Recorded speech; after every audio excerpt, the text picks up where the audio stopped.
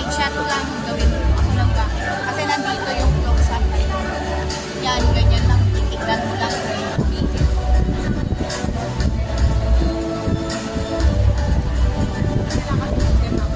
Tumigil sa lapit na. Yun uli. Yung kulang yun. Yan, okay yan. Playing yung pagkaganyan.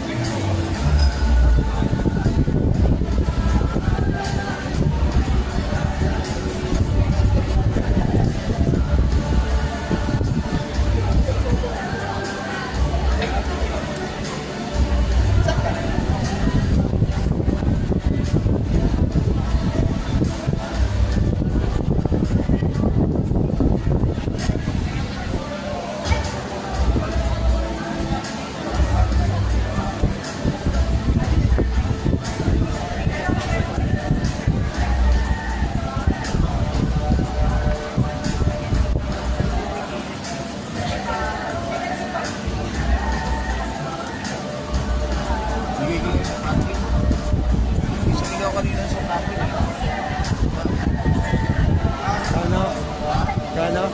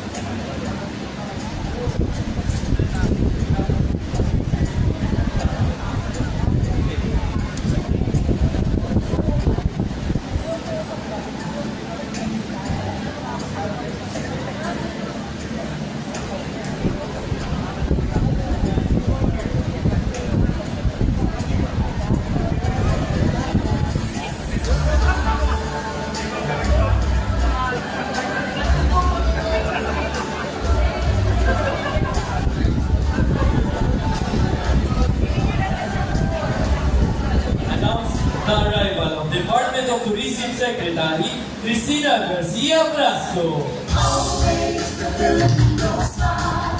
Always the Filipino smile. Always the Filipino smile. I love the Filipino smile.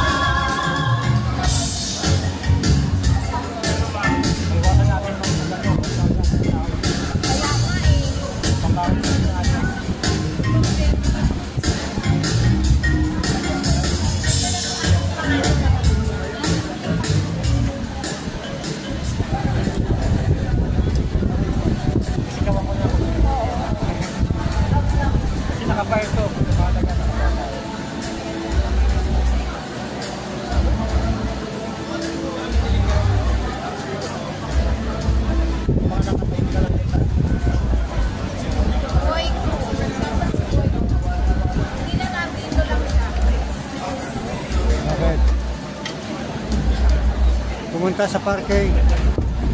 Pumunta sa parking. Boy Cruz, bigay mo sa kanya. Nasa CR siya.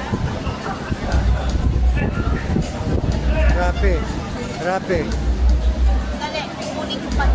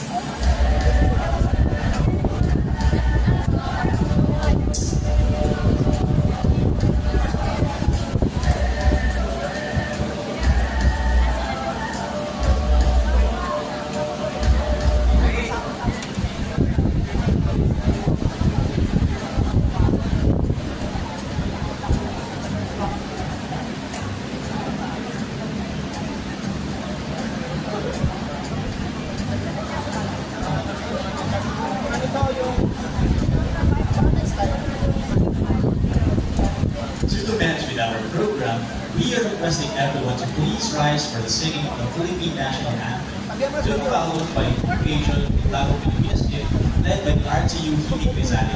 Hindi ba ito? Kumetos mo eh. Uy, dahan-dahan. Nakipupo ka lang eh. Nagkiupo ka lang. Sisirain mo pa yung camera. Paano po po? binigay ito? Okay. Okay. Pero po, tawa ka lang. Hindi na pumating mo pala.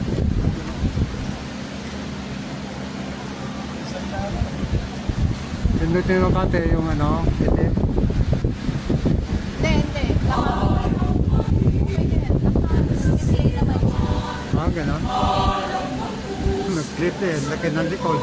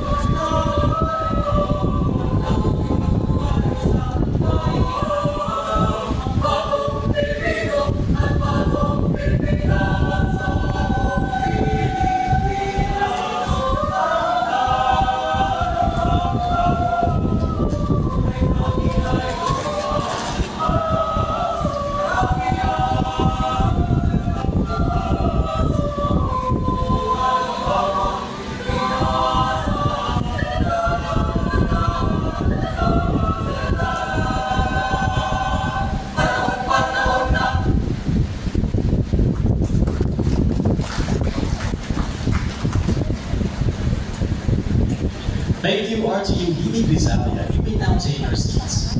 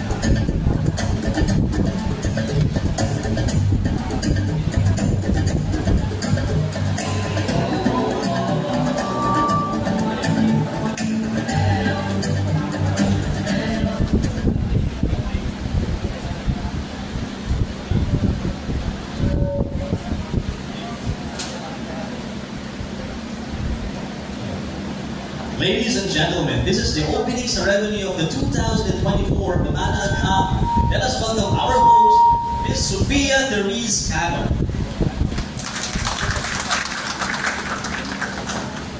Isang makaagham na araw, Quezon, Manila! Welcome to the 2024 Pamana Agam Siyensya sa Bawat Habi at Timpla. This event is created in partnership with the DOST Philippine Textile Research Institute, Department of Tourism, Intramuros Administration, and Partnerships for Sustainability Education. We are currently live here at the patio of Casa Manila Plaza San Luis Complex, Intramuros, Manila for the 2024 Pamana Agam. So this event is also being live streamed via the official Facebook pages of DOST Philippines and DOST National Capital Region. As part of DOST NCR's campaign of Science Beyond Borders, this year's iteration of Pamana Agam carries the theme Siyensya sa Bawat Habi at Hibla, which aims to transcend borders by promoting culture and integrating scientific advancements into traditional local practices in the textile weaving industry. So I am very eager to share some of our pocket activities for this two-day event. First off, we have our Techno Bazaar and exhibit located at the Casablanca, also here at Plaza San Luis Complex, wherein you can discover the latest textile innovations and new weaving products from our partner MSMEs. You also shouldn't miss our DOST-PTRI's Cat Habi Innovation Exhibit, PSC Sustainable Collection Exhibit featuring Sustainable World Act Now, and one of our sponsors for this event, The Body Shop Philippines. If you're interested to seek personalized insights, visit our roving S&T Consultancy Clinic where you can engage directly with our experts and get professional advice regarding the textile industry. We also have a weaving workshop for kids tomorrow at 9 a.m. to 12 noon and an insightful forum in the afternoon titled Telhanga, wherein the latest innovations in the textile industry will be explored. With these activities, it is our goal to amplify and preserve the rich heritage of traditional weaving while seamlessly integrating technological advancements. But of course, we want to bring these innovations closer to the people. Masasaksihan din natin mamaya ang mga obrang kasuotan sa ating fashion show titled Ang Pamanang Habi, tampok ang mga disenyo at koleksyon ng DOST-PTRI Cat Habi ETFs or Philippine Tropical Fabrics Reimagined at ang Sustainable Collection of Partnerships for Sustainability Education. Alright, we have a very exciting day ahead. But before we head into the program, let me first acknowledge our guests. Hello po at magandang hapon, Secretary Dr. Renato Yusaludong Jr.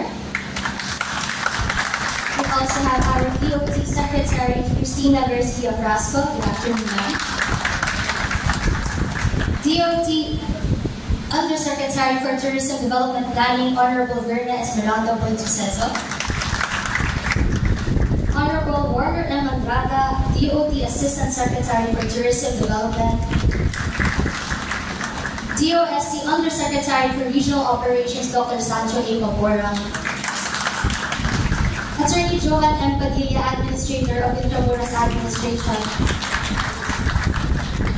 DOST NCR Regional Director Engineer Romelin Pitres Valles. We also have here today JOT Superintendent Clint Russell A. Tameres, Regional Director of Bureau of Jail Management and Penology National Capital Region, and with him is Jail Superintendent Maria Lourdes Pasion, Regional Welfare and Development Division Head. We also have our industry partners, Ma'am Yolanda Art de la Cruz, President of Misco Fields Enterprise,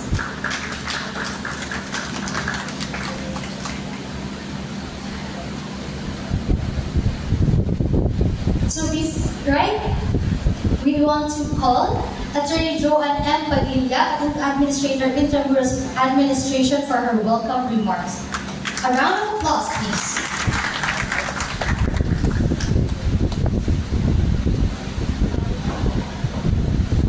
Dr. Renato Solidu, Secretary of the Department of Science and Technology, our Tourism Secretary, Secretary Cristina Garcia Brasco, Dr. Sancho A. Maborang, DOST Undersecretary for Regional Operations, Engineer Romelin Pitres Valles, Director, DOST National Capital Region, Dr. Julius L. Liano Jr., Director, Philippine Textile Research Institute, fellow government employees, friends from the media, ladies and gentlemen, mabuhay at maligayang pagbabalik sa makasaysayang Intramuros. We are grateful. Thank you.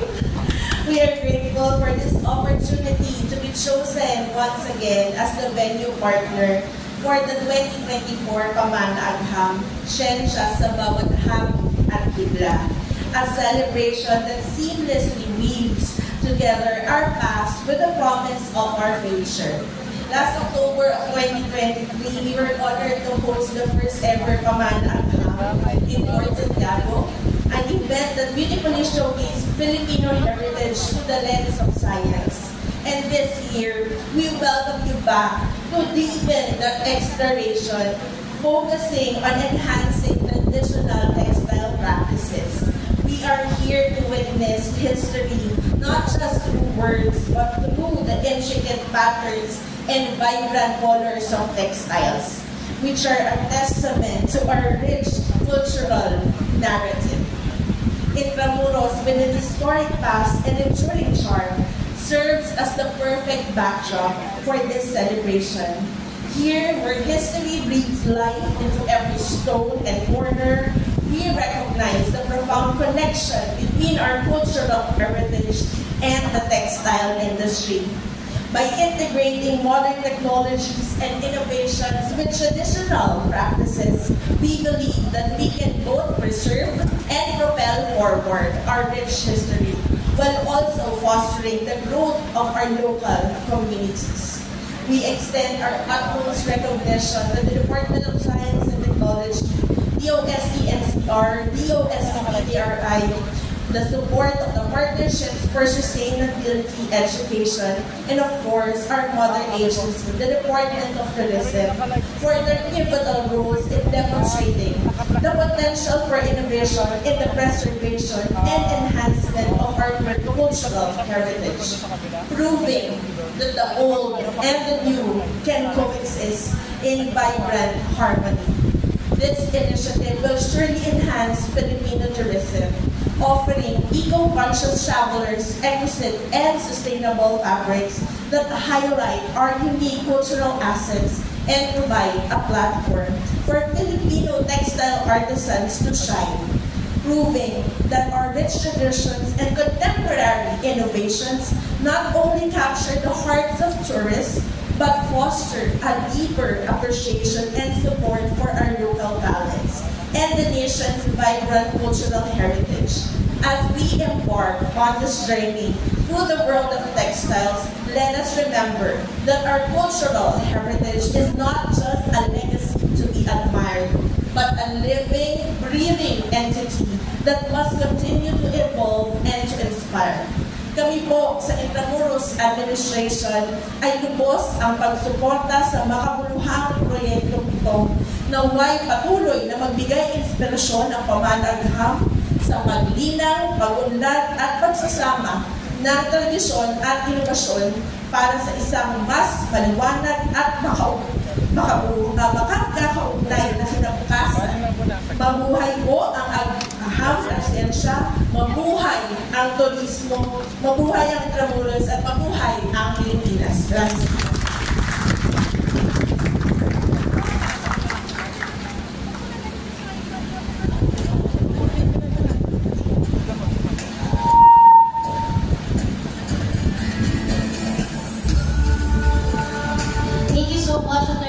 For your continuous support. And I would also like to acknowledge the presence of DOST Philippine Textile Research Institute Director Dr. Julius L. Liano Jr. and DOST Assistant Secretary Diana L. Ignacio, Assistant Secretary for Administrative and Legal Affairs. We also have our partners from Partnerships for Sustainability Education, the Executive Director, Ms. Rochelle M. Razo, Director for Events, Ms. Reina A. Zideno, and Director for Projects, Ms. Marita M. Marcelo. And of course, to our official sponsors for the Ang Pamanang Happy Fashion Show, the Body Shop Philippines, represented by their EVP for Marketing, Mr. Leonardo V. Bernabe Jr., and of course, Farah Models Camp Director, Ms. Farah Ramos.